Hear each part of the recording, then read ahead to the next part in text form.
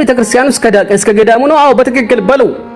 ዲያቆን በኡስታዙ ላይ የቀጠፈውን ቅጥፈት እናዳምጥና ኡስታዙ እየተናገሩ ያሉት ስለ እንስሳ ስለማረድ እንጂ የሰው ልጆችን ወይ ደግሞ ክርስቲያኖችን ስለማረድ አይደለም። ዲያቆኑ ግን አውቆ ቪዲዮን በመቁረጥ ክርስቲያኖችን ስለማረድ ነው ብሎ አስቀመጠው። ወይ ይሄ ዲያቆን እኛ ክርስቲያኖች እንስሳ ነን ብሎ ያስባል ወይ ደግሞ ለእግዚአብሔር ሲል ይዋሻል ማለት ነው። እሺ ማን ቀጣፊ እንደሆነ እንግዲህ በደንብ እናሳያችሁ። ሁላችሁም እንዳያጠፉት ኮፒ ሊንክ ሼር ሪፖስት ያደረጋችሁ እስከ ፍጻሜ ድረስ አዳምጡ። ይሄ ቪዲዮ ላይ ተቆራርጧልኝ ሰውየው የሚያወራው ስለ እንስሳ ስለ በግ ስለ ፍየል ነው ብሎ ብዙዎች በኮሜንት እንዲወጡ ቪዲዮ የሰሩ ሰዎች አሉ። እዚህ ጋር አይኑን አታጥፋው፣ አይኑን አታውጣው፣ አፍንጫውን አትቁረጠው፣ በእሳት አታቃጥሎ እያለ የሚናገረው በጉንና ፍየሉ ነው። ካፊር ማለት በግና ፍየል ሆነ እንዴ? ጂሃድ ላይ አገኘው አንድ ካፊር የዛኔ ትገለዋል።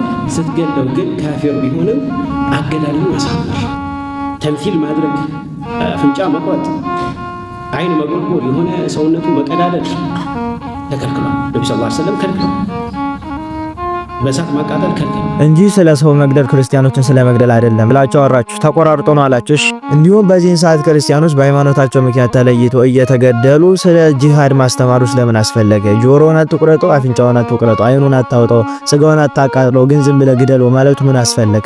እንዲሁም እዚህ ጋራ ይሄሳ ስለዚህ እስከ ቤተክርስቲያኑ እስከ ገዳሙ ነው። አዎ በትክክል በለው እያልኩ ነው። ይሄ ሌባ ካልጠፋ ሰላም አይገኝም። ወላሂ ነው የምላችሁ። ወላሂ ጳጳስ ሁሉ ሳይቀመጥ ነው። ትንሽ ቀናት እያልኩ ቆይቻለሁ።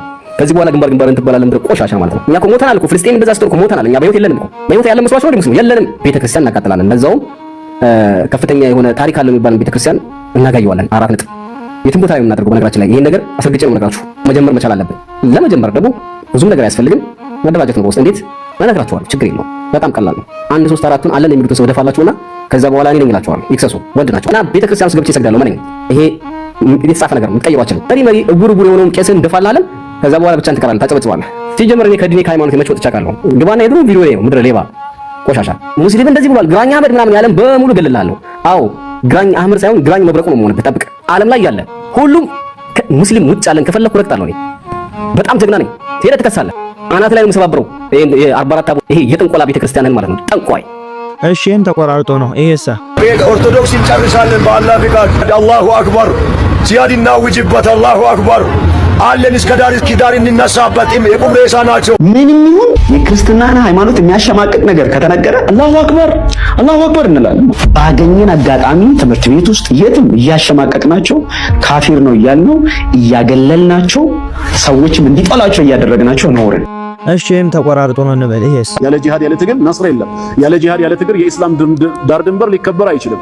ያለ ጂሃድ ያለ ትግል ሙስሊሞች በነጻነት የትም ቦታ ሆነው ጌታ አላህን ማምለክ አይችሉም። የግድ ነጻነታቸው እንዲከበር የኢስላም ባንዲራ ከፍ ብሎ እንዲውለበለብ ምድር በአላህ ሸሪዓ እንድትተዳደር ጂሃድ ግድ ነው። ጂሃድ ከሌለ እስልምና ውበት የለውም። ሁሌ መስዋዕት በመክፈል ሁሌ በመበደል መብት ሊገኝ አይችልምና አባይደርም በግልጽ ሲናገር እንደሰማችሁት እስልምና ያለዚህ መቆም አይችልም ብሏል።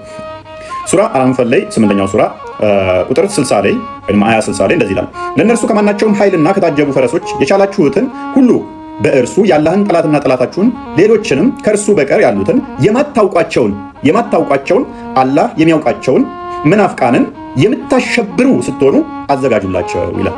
ምን የምታሸብሩ ስትሆኑ የጦር መሳሪያ ፈረሶችን አዘጋጁላቸው። ለመናፍቃኖች አዘጋጁ። እንደ እስልምና አስተምሮ ክርስቲያኖች ለምሳሌ መናፍቃን ወይንም ደግሞ ካዲ ተብለው ይፈረጃሉ ማለት ነው። ስለዚህ ለእነሱ ምን አድርጉላቸው ይላል? የጦር መሳሪያን አዘጋጁላቸው።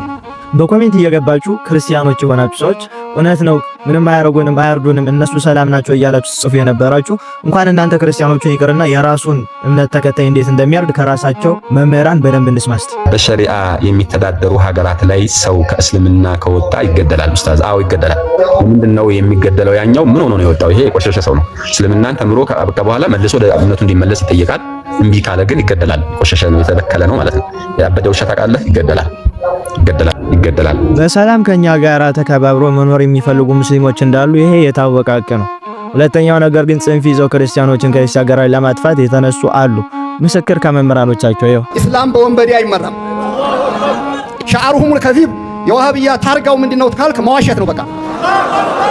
ስለዚህ ይሄ አካል ምን እየሰራ ነው? አንድነት የሚል አንተን አጥፍቶ የና አብሬት የነ ዲያን የና አልከሶ ከዛ የነሻ አባድር ሙንገር ጠፍቶ የሙሐመድ ኢብኑ አብዱል ወሃብ መርዘኛው አስተምሮት ይቀጥል ነው። አስተምሮት ማንን የፈለፈለ ነው? አይኤስን የፈለፈለ ነው። ሐቂቃ እንነጋገር ካልን አይኤስ በማን ነው የሚመራው? እነ ፈቱል መጂድን እነ ኢርሻድ የሚባሉ አሉ። እዚህ ይዘናቸዋል። ምላስ የሚያሉ ኪታቦች በእነሱ ነው የሚመራው። ቦኮ ሐራምን የፈለፈለው ማን ነው? የሙሐመድ ኢብኑ አብዱል ወሃብ አስተምሮት ነው። አልሸባብን የፈለፈለው ማን ነው? የሙሐመድ ኢብኑ አብዱል ወሃብ አስተምሮት ነው። በመጅሊሱ ላይ አይኤስ ይግባ አይግባ ነው ጥረቱ፣ ሌላ ነገር ነው። እንደ መንግስትም እንደ ህዝብም ለቦኮ ሐራም ይፈቅዳል አይፈቅድም ነው ነገሩ። ስለዚህ ኢንሻአላህ ሀገራችንን ከጽንፈኛ ከነ ቦኮ ሐራም እና አይኤስ እንጠብቅላለሁ። ይሄ ቃዒዳ ይዘው ነው ወሃቢያዎች በየትኛውም ሀገር ሲጨፈጭፉ ሲገሉ የምናያቸው ማለት ነው። በተለያየ ሀገር በሶሪያ፣ በሊቢያ፣ በኢራቅ በዛ እስኪ ነው ታሪካቸው። መግደል በየቦታው የሚገለው ማለት ወሃቢያ አይደለም። አሁንም ቢሆን ክርስቲያን ወገኖቻችን ነቅተዋል። አሁንም ንቁ። አህሉ ሱና ወል ጀማዓ ባጠቃላይ ልትነቁ ይገባል። አሁንም በድጋሚ ማለት ነው። አታጭበርብሩ። ወሃቢያዎች ሲነቃባችሁ አታጭበርብሩ። እህት ወንድሞች አሁንም ከወሃቢያ አስተምሮት ልትቆጠቡና ጥንቃቄ ልታደርጉ ይገባል እላለሁኝ። እነዚህ ማስረጃዎች በቂ ናቸው። በኮሜንት እየገባችሁ ክርስቲያኑ ናችሁ እንደዛ ስትሳደቡና ውሸት ነው ብላችሁ ስትናገሩ የነበረው አንድ ቀን በራሳችሁ ይደርስና ታረጋግጣላችሁ። ሁለተኛ ነገር እነሱ ክርስቲያንን ስለማጥፋት እዚህ ሚዲያ ላይ ወጥቶ መናገር ካልፈሩ እኛ ደግሞ የነሱን ጉድ ማጋለጥ አንፈራ።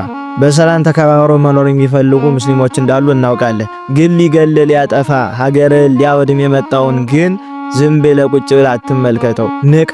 ቤተክርስቲያንን ጠብቅ፣ ቤተሰብን ጠብቅ፣ ሀገርን አድን። ሊያጠፋ ነው የመጣ። የራሳቸው እምነት ተከታዮች ያጠፏቸዋል፣ ተጠንቀቁ፣ ንቁ እያሉን እኛ ግን አረ ምንም አያደርጉንም እያለን እንጃጃላለን። ስለዚህ ቤተክርስቲያንን ጠብቅ። ኃይል እግዚአብሔር ነው፣ ሰይፍ ጌዲዮን ነው። ይቆያል።